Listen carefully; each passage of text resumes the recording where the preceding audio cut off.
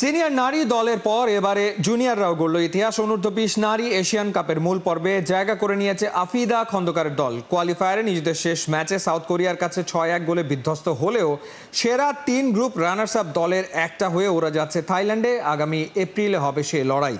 রবিবারের ম্যাচে বাংলাদেশ যদি জয় অথবা ড্র পেত তাহলে গ্রুপ চ্যাম্পিয়ন হয়ে নিশ্চিত করতে পারত অনূর্ধ্ব-20 এশিয়ান কাপে পরের আসরে খেলা।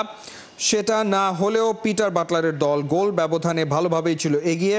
বেস্ট রানার্স আপ হওয়ার ফাইট মূলত চলছিল ই গ্রুপের লেবাননের বিপক্ষে, কিন্তু নিজেদের শেষ ম্যাচে চায়নার কাছে ওরা হেরে বসে 8-0 গোলের বিশাল ব্যবধানে। তাই তাদের গোল ব্যবধান দাঁড়ায় -6 আর +5 গোল ডিফারেন্সে এগিয়ে থাকা বাংলাদেশ কোয়ালিফাই করে এশিয়ান কাপে।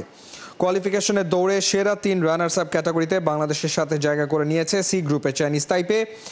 এগিয়ে আছে জি গ্রুপের জর্ডানও। রবিবারের ম্যাচে প্রথমে গোল করে সাউথ কোরিয়াকে হারানোর পথেই ছিল বাংলাদেশ, তবে তারপর থেকেই খেই হারা পিটার বাটলারের দল একে একে হজম করেছে 6 গোল। অবশ্য স্বাগতিক লাওসের বিপক্ষে 3-1 আর তিমুর লেস্তের বিপক্ষে 8-0 গোলের জয় থাকায় এমন হারের পরেও আপার হ্যান্ডে থাকে বাংলার বাঘিনীরা।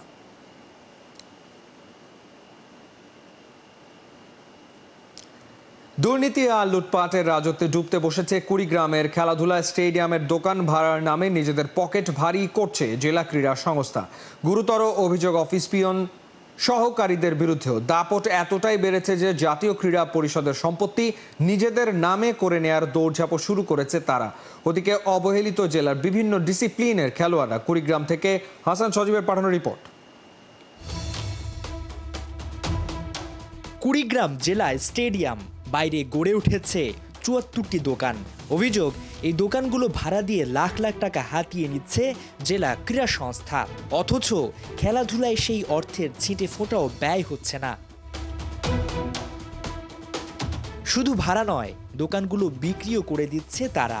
জাতীয় ক্রীড়া পরিষদের মালিকানাধীন সম্পত্তি চলে যাচ্ছে ব্যক্তি মালিকানায়। একসময় অফিস পিয়ন মোহাম্মদ আলতাফ হোসেনের কষ্টে দিন কেটেছে। এখন তার রয়েছে বাড়ি, ছাত্রাবাস। চাকরি করছেন 21 বছর ধরে, বেতন মাত্র 11,200 টাকা। পরিচয় গোপন রেখে ফোন দিলাম সেই আলতাফকে। একটি দোকান ভাড়া নিতে চাই আমরা। প্রথমে ফোনে যোগাযোগ, এরপর সামনাসামনি। তিনি জানালেন চাইলে 10-12 লাখ টাকায় দোকান কেনাও সম্ভব। দোকান তো এখন খালি নাই। কথা নয়, বেশি সময় লাগে না, হয়তো বেশি হবে বা অনেকে পার্টি খুঁজতেছে বা পার্টি পায় নাই। বেচতেছে বলতে কি আমাকে কিনতে হবে পুরো দোকান নাকি? হ্যাঁ, আপনার দোকান কিনতে হবে একবার, কিনে যাবে তুমি এককালীন। এককালীন কত বছর? আপনি যতদিন মানে ঘর আপনার 100 বছর অবধি। ও 100 বছরের জন্য আমি কিনে ফেলবো? হ্যাঁ, কিনে ফেলবেন। ডিড হবে কার নামে? আপনার নামে ডিড হবে। এবার খেলাযোগের ক্যামেরার মুখোমুখি জেলা ক্রীড়া সংস্থার সেই অফিস পিয়ন। জানতে চাই কিভাবে দোকান ভাড়ার নামে তা বিক্রি করলেন আলতাফ। আমার নিজস্ব একটা দোকান ছিল, ওই দোকানটা আমি বিক্রি করছি 6 লাখ টাকা। 6 লাখ টাকা দিয়ে? 6 লাখ লোন বিক্রি করছি।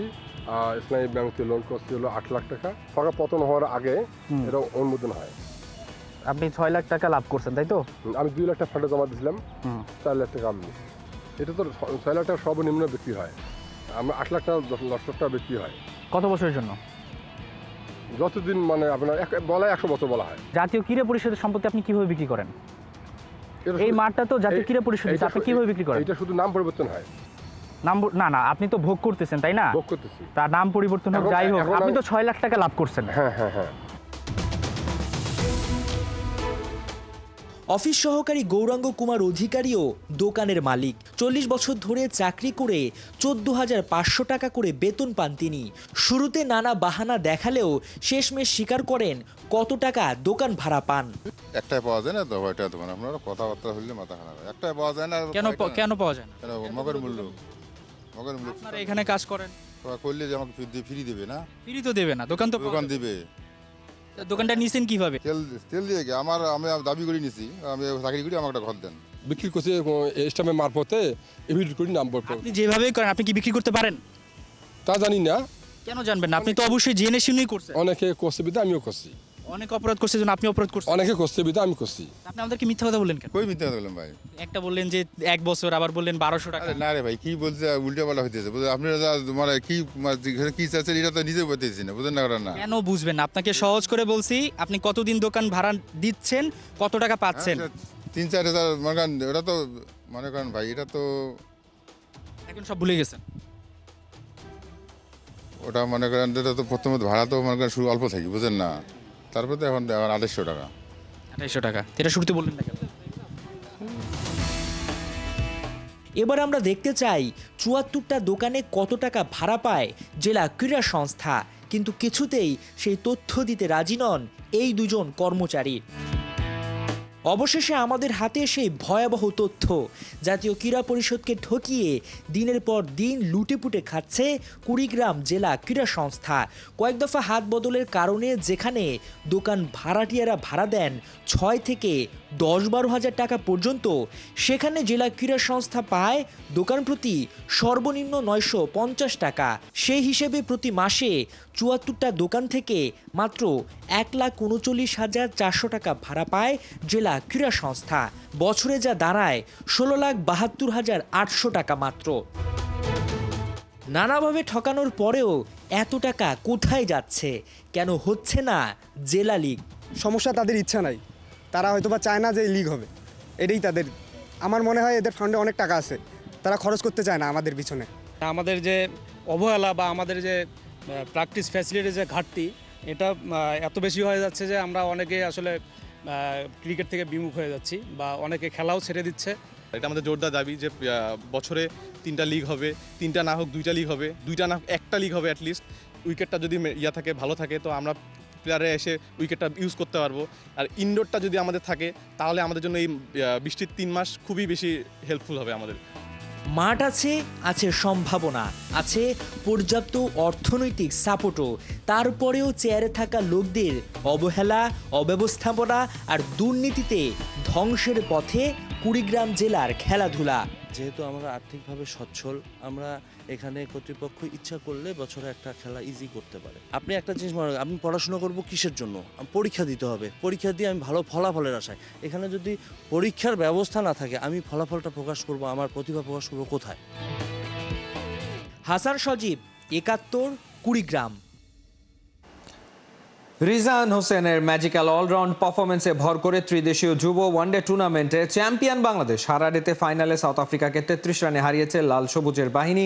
শুরুতে ব্যাট করতে নেমে যুব টাইগারদের টপ অর্ডার হয় ব্যর্থ, তবে হাল ধরেন 2 মিডল অর্ডার ব্যাটার কালাম সিদ্দিকী আর রিজান হোসেন। দুজনে মিলে গড়েন সেঞ্চুরি পার্টনারশিপ। 65 রান করে কালাম ফিরলেও লড়াই চালিয়ে যান রিজান, তবে সেঞ্চুরি থেকে 5 রান দূরে থাকতেই পড়েন রান আউটের ফাঁদে। বাংলাদেশ শেষ পর্যন্ত সংগ্রহ করে 269 রান। জবাবে ব্যাট করতে নেমে টাইগার বোলারদের তোপের মুখে পড়ে প্রোটিয়ারা। আল ফাহাদ এবং রিজান হোসেনের বোলিং জাদুতে গুটিয়ে যায় 236 রানেই 5 উইকেট নেন রিজান হোসেন।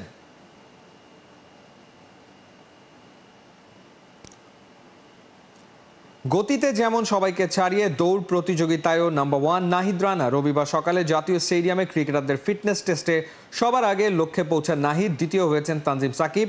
ছোট ফরম্যাটে ব্যাক টু ব্যাক সিরিজ জিতে আত্মবিশ্বাসী ক্রিকেটাররা এশিয়া কাপের জন্য ওদের আরও ফিট করতে তৎপর ট্রেনার নাথান কেলি। সাইফুল রূপকের রিপোর্ট। আর শরীর চলে না, তবুও ছুটে গন্তব্যে যাওয়া যায় যদি চলার পথে পাশে থেকে সাহস যোগায় কেউ। জাতীয় স্টেডিয়ামে 1600 মিটার দৌড়ে তাসকিনা তানভীর ছিলেন সবার শেষে। শেষ মুহূর্তে ওদের মানসিক শক্তি বাড়িয়ে দিয়ে দারুণ উদাহরণ সৃষ্টি করলেন এবাদত আর মুশফিক। একে অন্যের জন্যে এমন মানসিকতা থাকলেই তো দল হয়ে খেলা যায়, সাফল্য ধরা দেয়। 3 তারকা, দামি একটা ফ্রেম। মোস্তাফিজের 2 পাশে সাবেক আর বর্তমান কাপ্তান।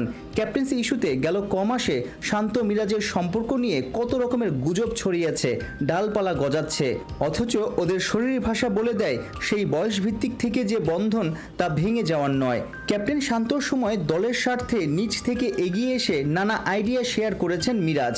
এখন শান্তর কাছেও তেমনটাই আশা ওয়ানডের নয়া দলপতির। শান্ত আর আমার ভিতরে এই জিনিসগুলো কখনই কাজ করবে না। ও যখন ক্যাপ্টেন্সি করেছে, আমি ওকে অনেক হেল্প করেছি এবং আশা করি যে ও আমাকে অনেক হেল্প করবে এবং ওর সাথে আমার এই কথাই হয়েছে যে আমাকে একটা কথাই বলেছে, ক্যাপ্টেন্সি এটা মানে আমিও কখনো কোনো কিছু ফিল করিনি, আশা করি যে এটা আমার ভিতরে এই জিনিসটা আসবে না। আমরা একত্রে আমরা কাজ করব বাংলাদেশের হয়ে এবং আমরা বাংলাদেশকে একটা ভালো জায়গায় দাঁড় করাতে চাই। জাতীয় স্টেডিয়ামে গেলে ফুটবল ছাড়া কি চলে? মুস্তাফিজ মেসির রূপে, মুশফিক, সাইফুদ্দিন, শামীম, শরীফুলরা পেনাল্টি চ্যালেঞ্জে। গুলিস্তানে ক্রিকেটারদের 2 ঘন্টার সেশনের শেষ ভাগটা বেশ আনন্দেই কেটেছে, যদিও আসল পরীক্ষায় সবার ঘাম ছুটেছে। এশিয়া কাপের আগে ক্রিকেটারদের আরও ফিট করার মিশন জাতীয় দলের ট্রেনার নাথান কেলির। অ্যাথলেটিক্স ট্র্যাকে প্রথম পরীক্ষাটা হলো 50 মিটার স্প্রিন্ট। হুট করেই তুলতে হয় সর্বোচ্চ গতি। ক্রিকেট মাঠে ফিল্ডারদের ক্ষেত্রে যা খুবই জরুরি। ফিল্ডারের গতি যত বেশি থাকে, রান সেভ হওয়ার, রান আউট করার সম্ভাবনাও তত বাড়ে। আধুনিক ক্রিকেটে ফিট দলের ভালো ফিল্ডিং ম্যাচে বড় পার্থক্য গড়ে দেয়। স্প্রিন্ট শেষে দমের পরীক্ষা। 400 মিটারের অ্যাথলেটিক্স ট্র্যাকে 4 রাউন্ড, 6 মিনিট 40 সেকেন্ডের মধ্যে 1600 মিটার শেষ করতে পারলেই পাস। বাংলাদেশের চাপাই নবাবগঞ্জ এক্সপ্রেস ছুটলেন হাই স্পিডে, ধরাছোঁয়ার বাইরে। প্রথম গ্রুপের রানিংয়ে সেরা নাহিদ রানা, কেবল সময় নিয়েছেন 5 মিনিট 31 সেকেন্ড। এক কথায় অসাধারণ। তাসকিন এবং শান্ত মজা করে বলছিলেন, নাহিদ, তোকে আমরা অলিম্পিক গেমসে পাঠাবো। দ্বিতীয় গ্রুপের দৌড়ে রাজ করেছেন আরেক পেসার তানজিম সাকিব। অ্যাসাইনমেন্টে সফল হতে সিলেটের সময় গেছে 5 মিনিট 53 সেকেন্ড। 2-1 বাদে বাকিরাও নির্ধারিত সময়ের আশপাশেই গন্তব্যে পৌঁছেছেন। দিন শেষে টাইগারদের ফিটনেস দেখে খুশি হওয়ারই কথা ট্রেনার নাথান কেলির। 12 ও 13 আগস্ট মিরপুরে ফিটনেস নিয়ে আরও কাজ চলবে। এরপরই ব্যাট বলের অনুশীলনে নেমে পড়বেন ক্রিকেটাররা।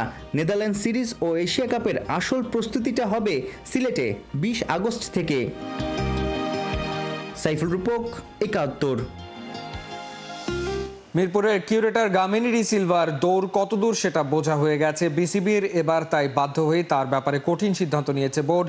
Cricket operations chairman Nazmul Abedin Fahim বলছেন, পাকিস্তানে গিয়ে টনি হেমিং এর কাজ দেখেছেন, বুঝেছেন এতদিন গামিনীর দেখিয়ে আসা অজুহাত আসলে ভুয়া। খালিদ জামিলের রিপোর্টে বিস্তারিত। গামিনীর ব্যাপারটা গামিনী চেষ্টা করেনি তা নয়, কিন্তু হয়তো গামিনীর একটা সীমাবদ্ধতা আছে, সেটা হয়তো অতিক্রম করতে পারেনি। অবশেষে কথাটা স্বীকার করলো বিসিবির কোনো কর্তা। প্রায় 16 বছর, কম সময় নয় একবারে।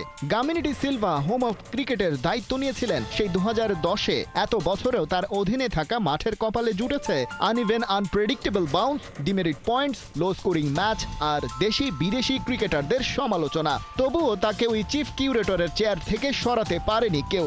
গামিনীর সক্ষমতারও যে সীমাবদ্ধতা থাকতে পারে, ক্রিকঅপস চেয়ারম্যান নাজমুল আবেদিন ফাহিমের আগে এতদিন বিসিবির কেউ সেটা রিকগনাইজই করেনি। একটা ভালো কোচের চাইতো, একটা ভালো ট্রেনারের চাইতো উইকেটটা বোধহয় অনেক বেশি জরুরি ভালো ক্রিকেট খেলার জন্য।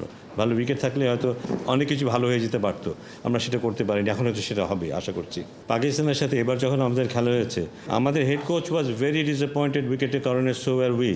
কোনো এক অদৃশ্য শক্তির আশীর্বাদ গামিনীর মাথার উপরে আছে বটে, সেই সাথে তার পক্ষে সামনে এসেছে অনেক যুক্তিও। মিরপুরের মাটি ভালো না, দেশের আবহাওয়া খারাপ, বছর জুড়ে প্রচুর ম্যাচ এবং সর্বোপরি ব্যাটারদের উইকেটের সাথে মানিয়ে নিতে না পারা।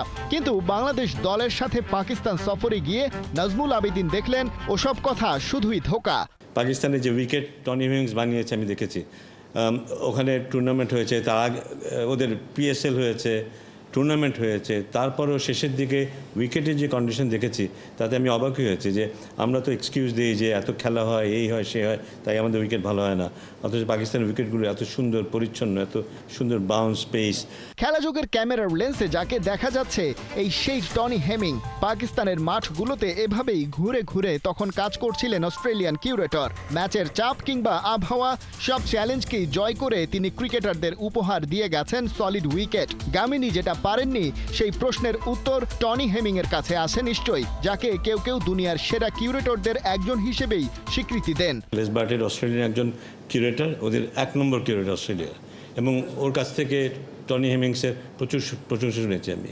আগের ভুল বোঝাবুঝি শেষ করে দ্বিতীয়বারের মতো ঢাকায় পা রেখেছেন টনি হেমিং। তিনি এখন বিসিবির টার্ফ ম্যানেজমেন্ট উইং এর প্রধান। মিরপুরের মহারাজা গামিনীর ওপর সেই অদৃশ্য শক্তির আশীর্বাদ বহাল থাকায় চাকরিটা যদিও টিকে আছে লঙ্কান কিউরেটরের, তবে এখন তাকে কাজ করতে হবে এই হেমিং এর অধীনেই। মিরপুরের প্রধান কিউরেটর হিসেবে গামিনীর সাথে বিসিবির সর্বশেষ চুক্তির মেয়াদ ছিল 2025 সালের 31 জুলাই পর্যন্ত।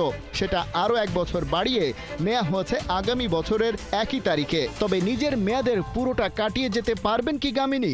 হেমিং এর ইচ্ছা অনিচ্ছা সেক্ষেত্রে কতটা প্রভাব বিস্তার করবে? খালিদ জামিল, 71। এই ছিল এই মুহূর্তের খেলাযোগে। সরাসরি সংবাদ অনুষ্ঠান দেখতে চোখ রাখুন 71-এর ফেসবুক পেজ এবং সাবস্ক্রাইব করুন 71-এর ইউটিউব চ্যানেলে। 71-এর সাথেই থাকুন।